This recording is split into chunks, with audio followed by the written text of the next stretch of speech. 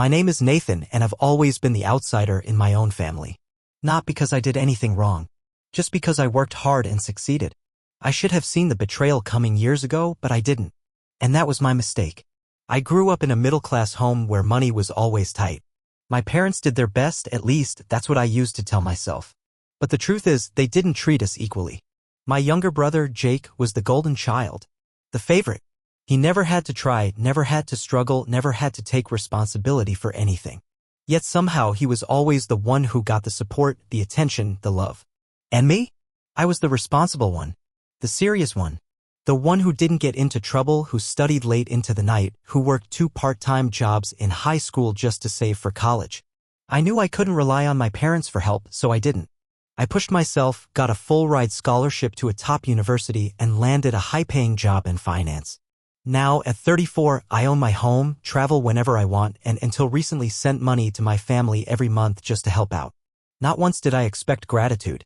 But I never expected them to betray me like this either. Looking back, the signs were always there. My mother, Eleanor, doted on Jake endlessly, covering for every mistake he made. When he dropped out of college, he just needs time to figure things out. When he blew through money and racked up credit card debt, he's just going through a rough patch. Meanwhile, if I worked late or missed a family gathering because I was grinding at my job, you think you're better than us, don't you? Then there was my sister, Melissa, who always had something snide to say. Money doesn't buy happiness, Nathan, she'd remind me, conveniently forgetting how many times she'd called me in a panic when she was behind on rent. And my father, Frank? He never said much. He just went along with whatever my mother decided. Despite all of it, I still tried. Every holiday, I came home with gifts. Every family dinner, I picked up the check. Every time one of them needed help, I was there. I thought foolishly that maybe if I kept giving, they'd finally accept me. Instead, they decided to show me exactly where I stood. It happened at Christmas dinner, a casual get-together at my parents' house. The air smelled like overcooked turkey and cinnamon candles, the same as it did every year. I sat at the dining table, sipping my wine, feeling good. Comfortable. I had taken time off work, flown in just to see them. Maybe this time would be different. I smiled, looking around the table. I can't wait for the reunion tomorrow. It'll be nice to see everyone again. For a second, silence. Then Jake let out a short chuckle. The reunion was yesterday. I blinked. What? Melissa smirked, sipping her wine like this was the most entertaining thing she'd seen all night. Yeah, it was yesterday. Didn't Mom tell you? I turned to my mother, my chest tightening. You told me it was on the 23rd. She shrugged, not even looking guilty. Oops. Must have mixed up the dates. Mixed up. I wasn't some distant cousin they forgot to call. I was their son. Their brother. And they had planned an entire family reunion without me. I didn't believe it until my aunt, who had been scrolling through her phone, held it up. A photo. Everyone was there. My cousins, my uncles, my nieces and nephews. Jake. Melissa. My parents. Smiling. Laughing. Arms around each other. And me? I hadn't even gotten a text. Jake grinned, shaking his head. Damn, that's awkward. Guess we forgot to mention it. Melissa giggled, covering her mouth. Oops. My bad. LOL. Something inside me went ice cold. I put down my fork, stood up, and walked away from the table without another word. I didn't yell. I didn't cry. I just walked away. Because in that moment I knew this wasn't a mistake. This wasn't forgetfulness. They had done this on purpose. And they were going to regret it. I stepped outside, letting the cold winter air bite at my skin as I processed what had just happened. They had planned this. They had all known, my mother, my father, my brother, my sister. Every single one of them had looked me in the eye, smiled at me, and let me sit there like an idiot while they laughed about forgetting to tell me. I pulled out my phone and scrolled through my messages. Nothing. No missed calls. No texts. Not even a half-assed wish you were here. Message. I wasn't even an afterthought. A dull ache settled in my chest, but I forced it down. I had spent years pretending their favoritism didn't bother me. That their little digs and cold shoulders didn't sting. But this was different. This was deliberate. This was them making a statement. I stared out at the quiet street, watching as snowflakes drifted under the glow of the streetlights. I should have just gotten in my car and left. Driven back to my house and cut them out of my life right then and there. But I didn't. Because I wanted to see how far they would take this. After a few minutes, I forced myself to take a deep breath and turned back toward the house. The laughter inside continued as if nothing had happened. I pushed open the door and stepped back inside, hanging up my coat as if I had only stepped out for a breath of fresh air. My fingers were cold, but I didn't rub them together. I wanted the chill to settle into my bones, to remind me of what they had done. When I walked back into the dining room, my family barely acknowledged my return. My mother was slicing into a piece of pie, my father was refilling his glass of wine, and Melissa and Jake were whispering to each other, grinning. I pulled out my chair and sat down. Melissa raised an eyebrow. "Thought you left." I met her gaze, my face unreadable. "Why would I leave? It's just a silly mistake, right?" She gave me a slow, knowing smile. "Of course. Just a little mix-up." Jake snickered. "You're taking this way too seriously.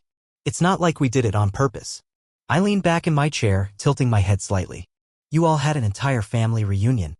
You coordinated food, drinks, decorations. Someone had to organize a venue, set a date, send out invitations. I let the words settle. And yet, not one of you remembered to text me?" Silence. My mother sighed dramatically, shaking her head. "Nathan, don't be like this. It's the holidays. Let's not ruin the mood over a simple mistake." A simple mistake. I glanced around the table, watching the way they all avoided my eyes. Waiting for me to sigh, brush it off, pretend it didn't hurt. That's what I had always done. Not this time. I picked up my fork, twirling it idly between my fingers. "You know," I said lightly, "I've been thinking a lot about the monthly money I send you all." That got their attention. Melissa sat up a little straighter. My mother's eyes flickered with something close to panic. My father, who had been silent up until now, finally looked up from his plate. "What about it?" Jake asked, suspicion creeping into his voice. I set my fork down gently. "I just think it's interesting," I said, smiling. "That I helped pay for everything in this family, and yet somehow I wasn't important enough to be invited." Silence. And just like that, the power shifted.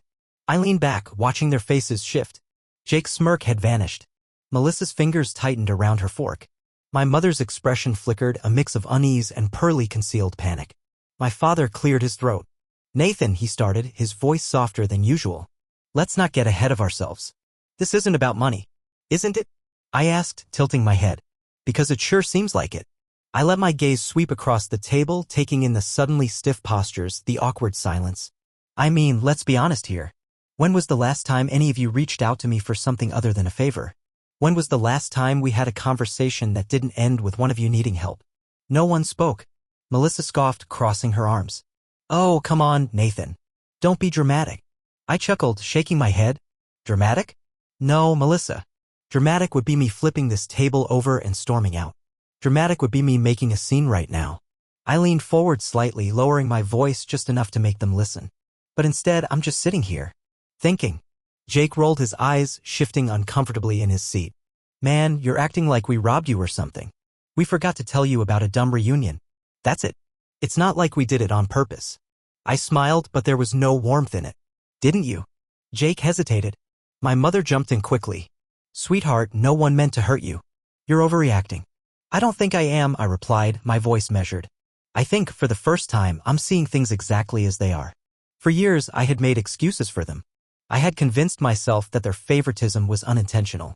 That maybe, just maybe, if I kept being the good son, the reliable one, the successful one, they would see my worth beyond what I could provide.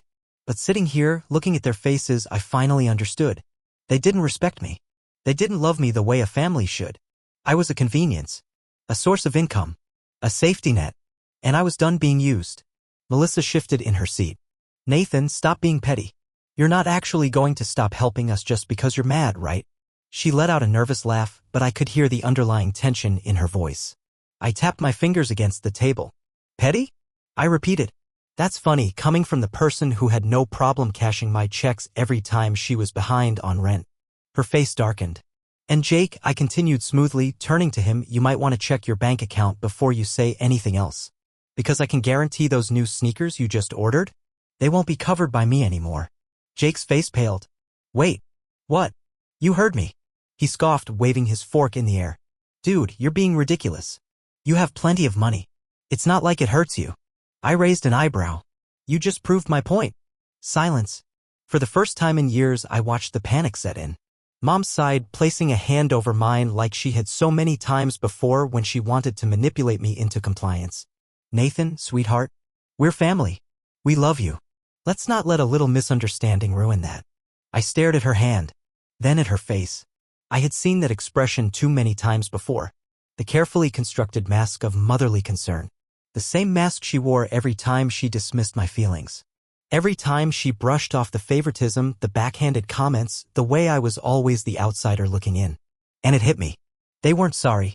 Not for what they had done. Not for how they had treated me. They were sorry because I was finally standing up for myself. I pulled my hand away. You know, I mused, I wonder how different this conversation would be if I didn't send you all money every month. Dad cleared his throat. Nathan, let's not say things we don't mean. I met his gaze. Oh, but I do mean it. Melissa let out a nervous laugh. Okay. We get it. You're pissed. You made your point. Now can you just drop it? I exhaled a soft chuckle. Drop it? I echoed. You mean the way you all dropped me from your lives the second I became inconvenient? Jake groaned, shoving a bite of food into his mouth. Jesus, man. Get over it. You're acting like we ruined your life or something. I smiled. No, Jake.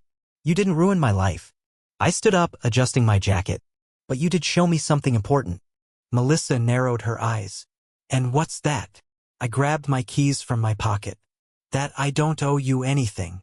I turned toward the door, but before I stepped out, I glanced back over my shoulder. Enjoy the shoes, Jake. Then I walked out.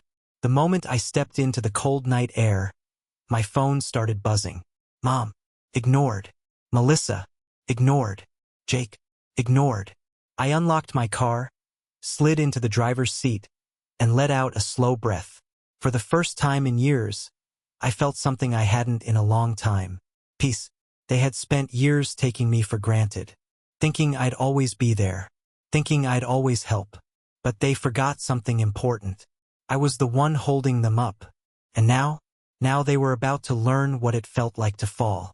Before I continue the story, I want to connect with you, my amazing viewers. Where are you watching from? Drop your country's flag in the comments below.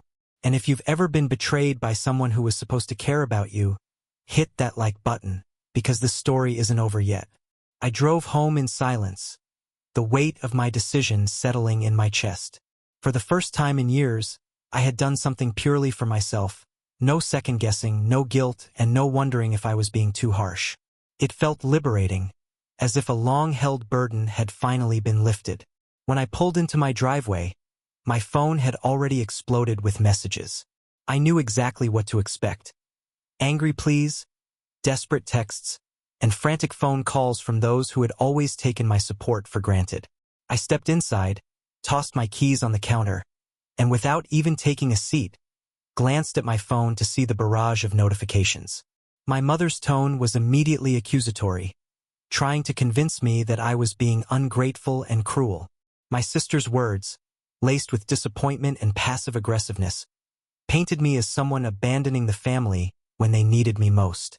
And then there was my brother, whose tone shifted from dismissive jokes to panicked desperation, as he realized that the money he had taken for granted was no longer coming his way.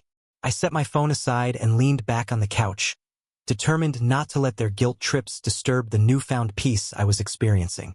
I sipped my coffee slowly, savoring the quiet that had replaced the constant hum of anxiety and obligation. For the first time in years, I felt a sense of freedom, a calm that came from knowing I was no longer tethered to a role that had been imposed on me for far too long. That same morning, the doorbell rang. I knew exactly who it was before I even looked out the window. Reluctantly, I opened the door to find my brother standing there.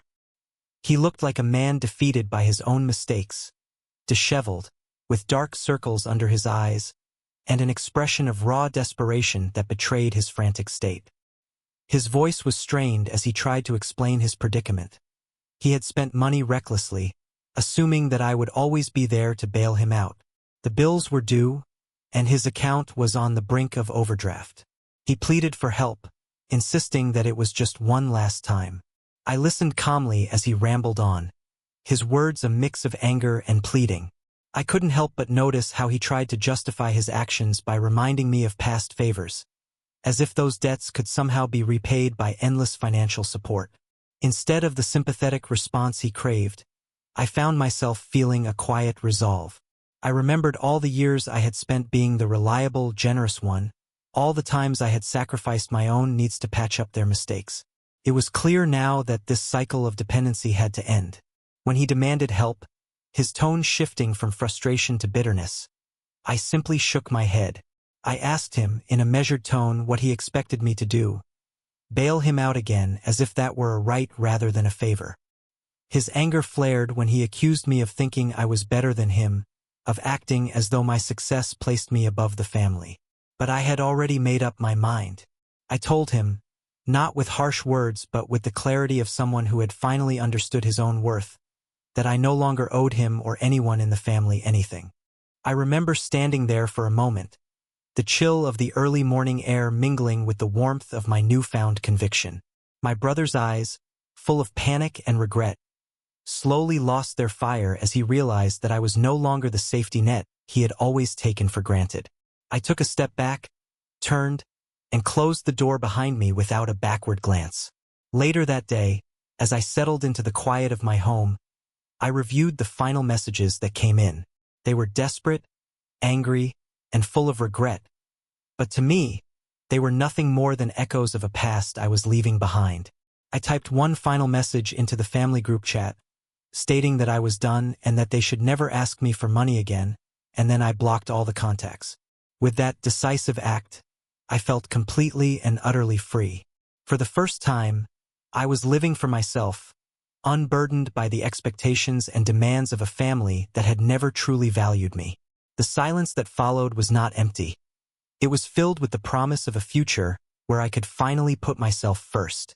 And as I sipped the last of my coffee, I knew that the fall they would experience would be their own, while I moved forward into a life defined by my own choices and ambitions. At its core, this story is about self-worth, boundaries, and the courage to walk away. Nathan spent years sacrificing for a family that never truly valued him, only what he could provide. He believed that love and acceptance could be earned through generosity, but in the end, he realized the harsh truth. Some people don't appreciate kindness. They expect it. His journey wasn't about revenge. It was about reclaiming his life. This story resonates because many of us have faced similar situations, whether with family, friends, or colleagues, where our kindness was mistaken for obligation. Nathan's decision to cut ties wasn't easy, but it was necessary. Sometimes, the only way to find peace is to stop being the safety net for people who refuse to stand on their own. Now, I want to hear from you. Did this story strike a chord with you? Have you ever been in a situation where you had to walk away from people who took you for granted? Comment 2 if you liked the story. Comment 7 if you didn't. I'd love to know your thoughts. And if you believe in standing up for yourself and choosing peace over toxic relationships, smash that like button. Let's spread the message that it's okay to say no. It's okay to put yourself first. For more powerful stories like this, make sure to subscribe to Mr.HeartVibes so you never miss an upload. We've got plenty more stories coming your way, and trust me, you won't want to miss them. See you in the next one.